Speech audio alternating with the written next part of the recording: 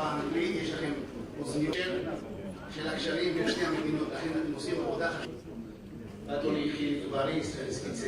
במידה באתון מיניסטר טרום, רבן דל ברס, הרב, סקטורוסטן קבשירי, במענם כנברתי מישה נילום, ישראלי סרזו בבריטאי.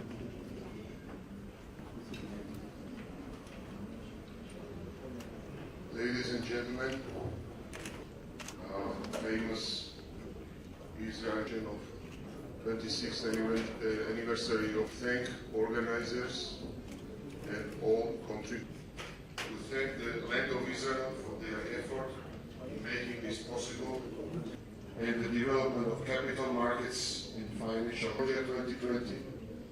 ხუთ პროექტს მოეწერა ხელი, აქედან არის ორი სასტუმრო სექტორი, ორი არის საშუალო ზომის საწარმო და ერთი არის მაღალტექნოლოგიური საწარმო.